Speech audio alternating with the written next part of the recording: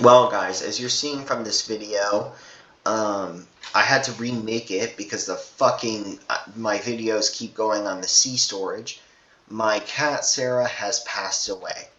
She has passed away today, November 21st at 3:30 p.m. She had an appointment for euthanasia. She went in and got put down.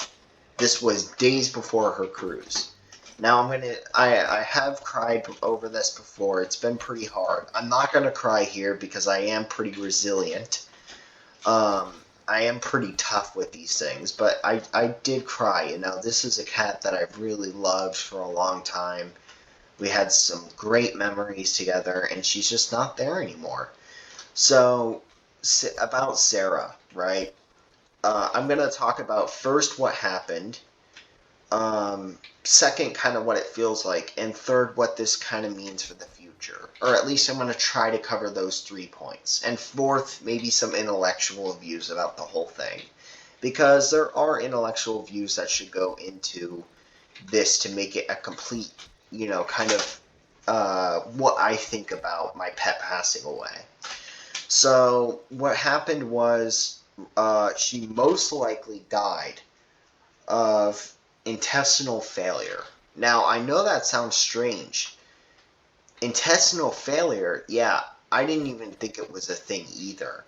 And she went into the vet before, like a month ago, and they said she was totally fine. And, the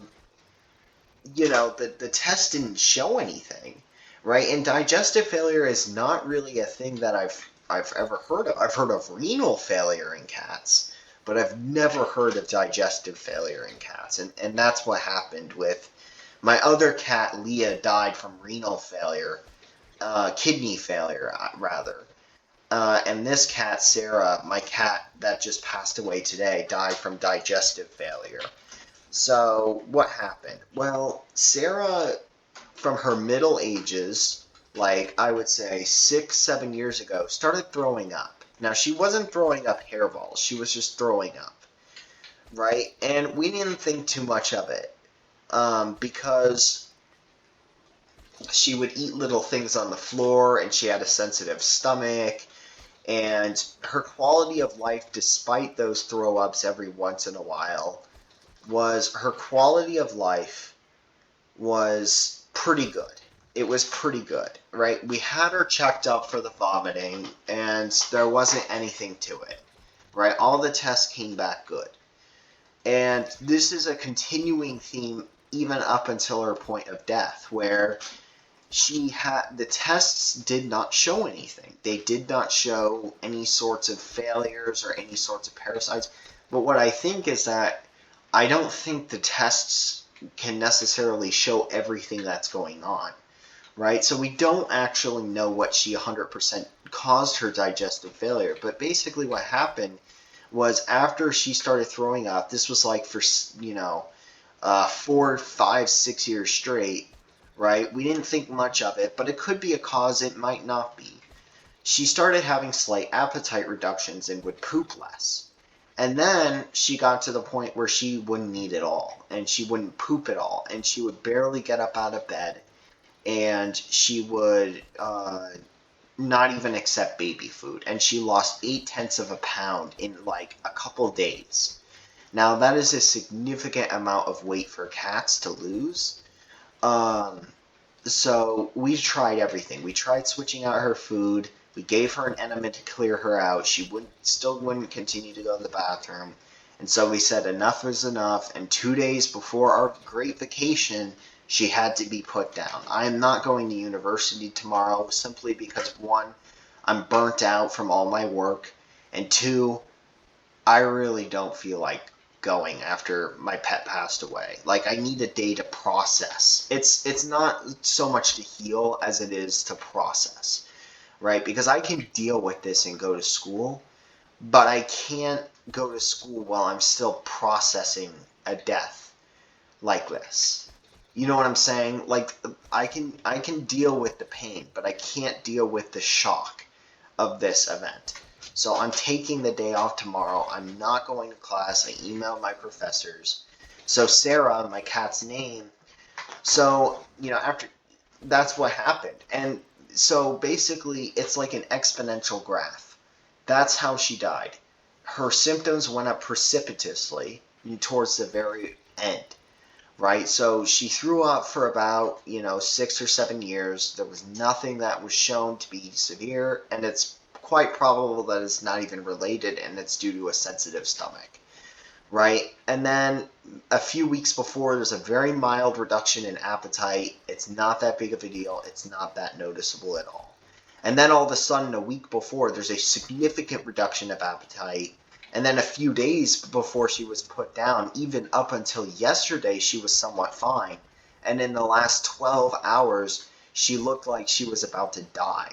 Like she was literally, her last breaths were there, and she was about to die.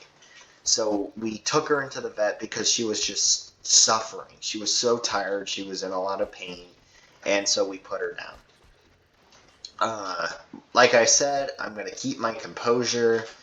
Um, I'm a pretty, tough dude. Not that, crying doesn't make you less manly, right? That's a joke. But I want to keep my composure so I can kind of relay as much information as possible, and that will happen. So, how do I feel about this?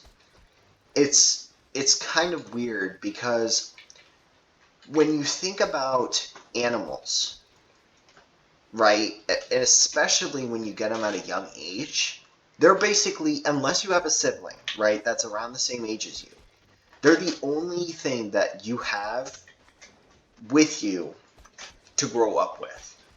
Right, your friends at school, you'll see them, they'll move on, you won't see them often, whatever, right? Your parents, you don't grow up with them, they're already grown up by the time they're raising you. This cat grew up with me while I was in grade school. She was a baby when I was doing simple addition, and now I'm in calculus 3 and she's passed away, right? And we both grew up kind of together. Like and she was really a part of my childhood that was kind of wiped away. Um because I don't have so there are some things from childhood that extend on to adulthood. And Sarah is one of them. And those are one of the things that's like a part of my childhood. I wouldn't say goes away at 18. Partially because there are things that of your childhood that you still keep for a long time. And really, adulthood comes when the things from your childhood don't apply to your life anymore and you have to adapt to your new circumstances. That's part of being an adult.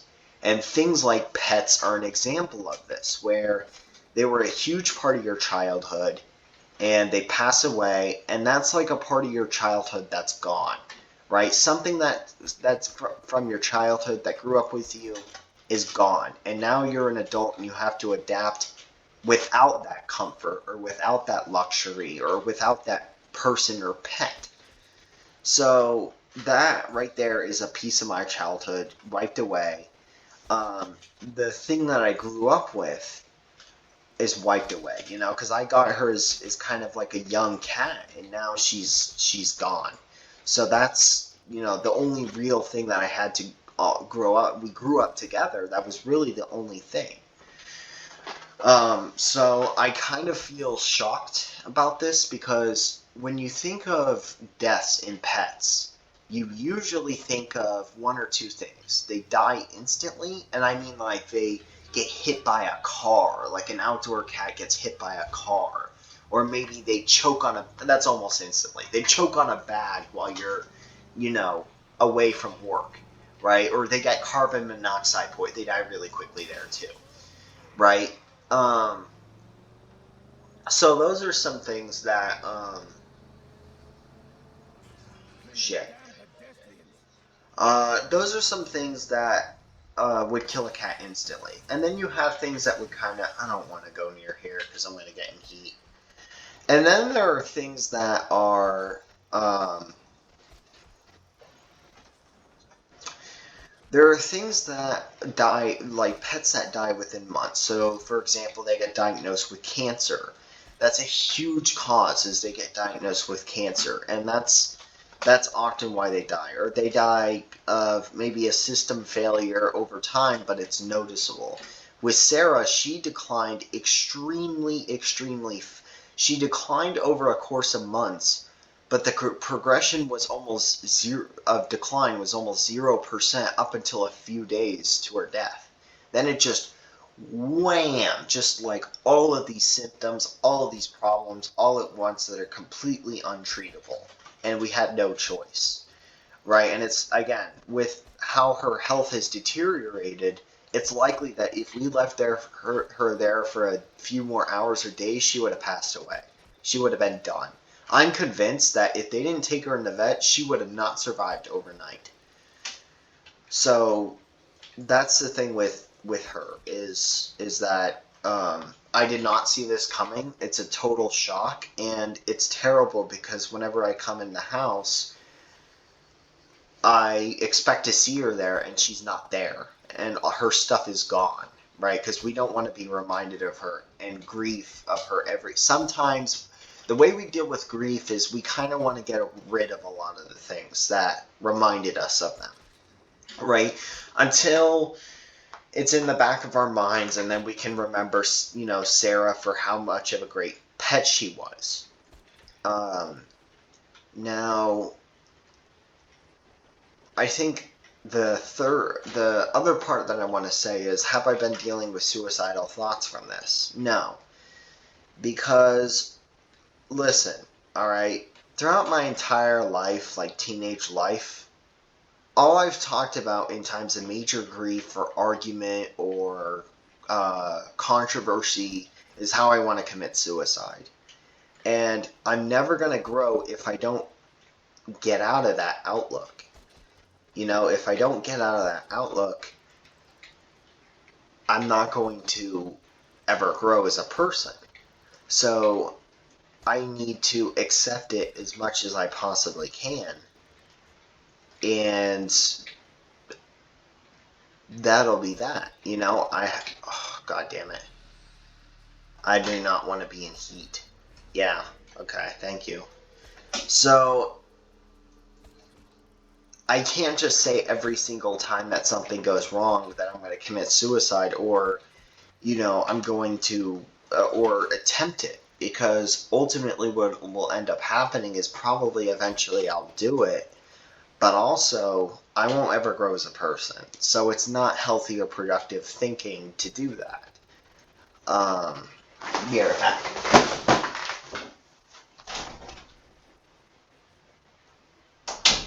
Okay, I was just checking something real quick.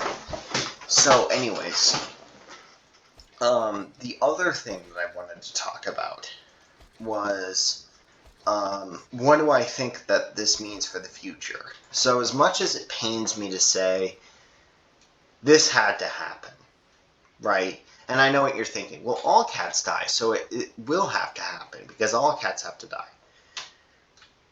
Sarah was a huge responsibility, and she really limited our ability to want to go out in the wilderness and live an off-grid life. My dad and I, or at least my boyfriend and I. There's still some discussion to do on what we're going to do when that time comes, when I graduate college, when my boyfriend graduates college and finishes up. There's still a lot of discussion on what to do. I don't know why I'm going to go get that vehicle part because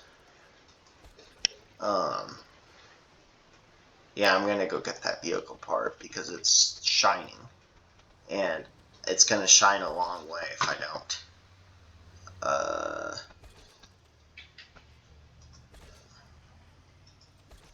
Okay, there we go. I got it. So don't tell me there's something else. Okay. No, there's another box somewhere here. There it is. Weapons parts. I'll take it. So, right. So, this had to happen. right? So we love Sarah. We absolutely love Sarah. And we didn't want to see her die. And obviously, if time came where she was an interference to us, being able to move out into the wilderness, we wouldn't have put her down because that's just not right to her, right? We would have kept her. But to ultimately accomplish our prosperity and our dream of living out in the wilderness, she would have not been compatible for it.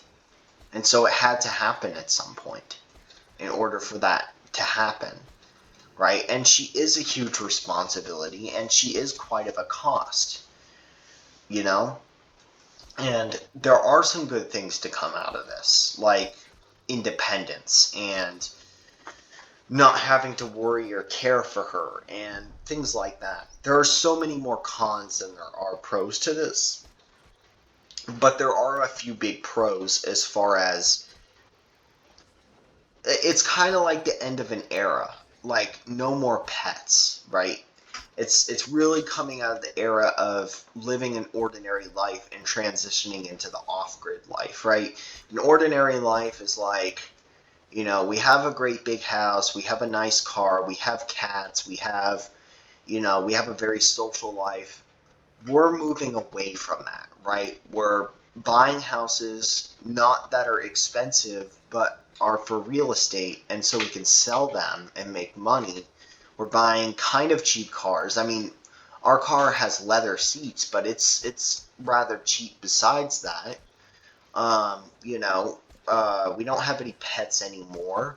We don't have a lot of responsibilities and ties. So we're kind of starting to get. So this is kind of a transition into the idea of living off grid, right? Next will be to save up a bunch of money and make it happen.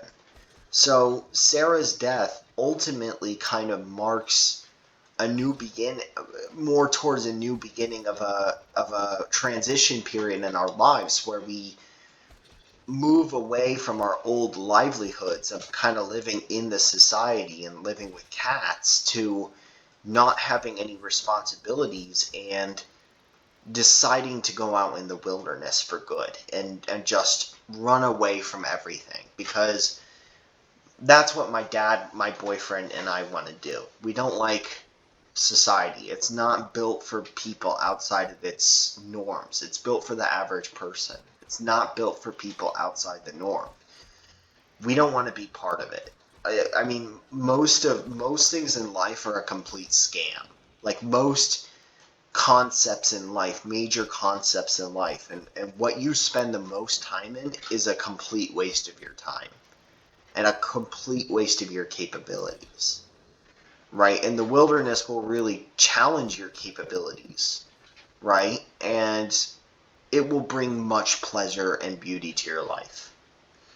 So, and you don't have to deal with society itself by doing that. I mean, you can't be entirely self-sufficient, but I want to see, is that a restricted area over there? That kind of looks like a military base a little bit.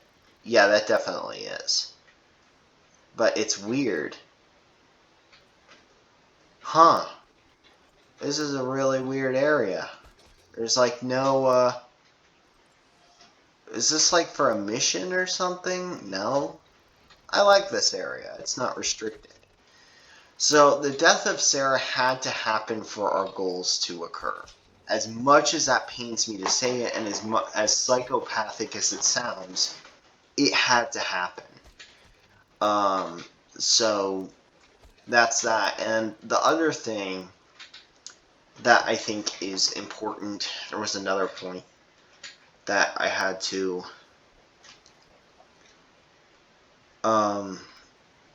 that I wanted to make here. There was another point that I wanted to make here.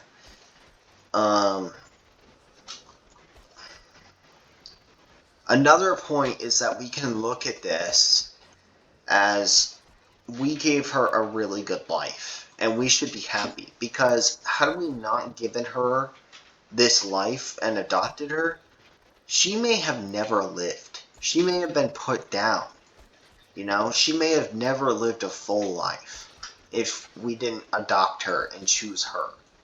And so I hope that wherever she is right now, she is gracious or grateful that we gave her the life that we did, because we really tried to do a lot of good things by her. And I'm very happy that we got so much out of her that we did. Because we did. We got a lot of memories, a lot of love, a lot of joy out of her.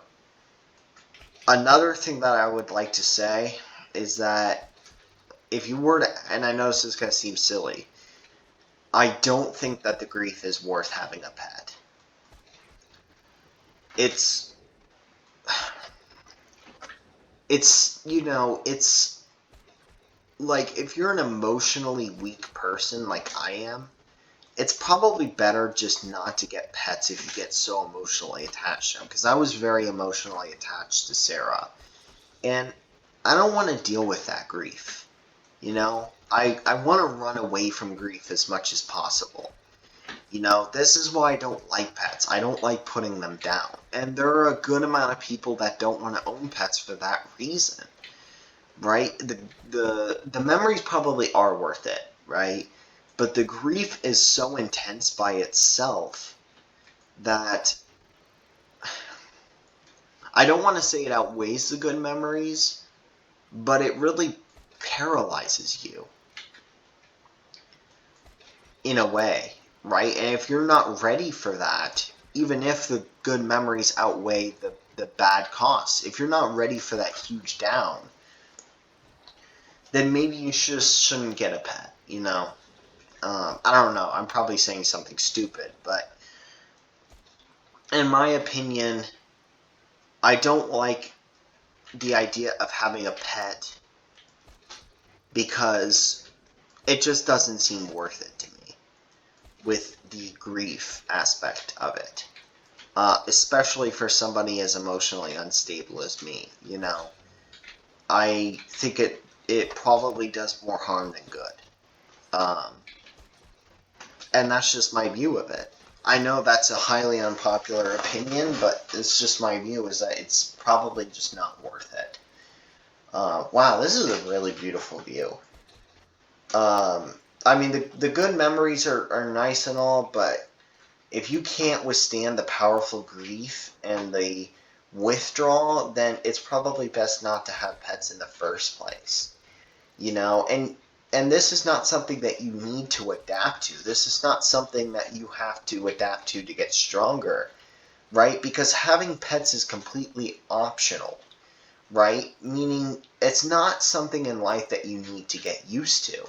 I mean, you need to get used to the fact that people will have pets and things of the sort, but you don't need to have pets yourself. So if you don't want to fight the battle of losing a pet, you don't have to. And I'm sure there are other things like adopting pets temporarily, that can also be really great, but it's still going to be hard to let them go. So anyways, rest in peace, Sarah. I hope that, you have a good life wherever you are. I will be talking about a couple things, probably college classes on my cruise. I'll be out on the balcony. I'll just be explaining my college classes and what I think of them. Honestly, college is a complete scam. I might make a finance video on the power of compound interest, and I also have WACE 5 subtests that I'd like to share, because I've now taken the WACE 5, and I scored incredibly high on it, and I would love to share it. So, but that is not for today. Today was a hard day. I had to make this video to tell you guys about this, and yeah, this is basically it. And I hope I'm just gonna leave it here with this view of the game. Just look at how beautiful. Oh, come on, really? You gotta really ruin the view. Hold on, let me go up there. I want to end this video with the view of the map. Come on, you freaking piece of junk. You're gonna ruin the video if you don't go up there. Okay. Alright. See you, everyone. Bye.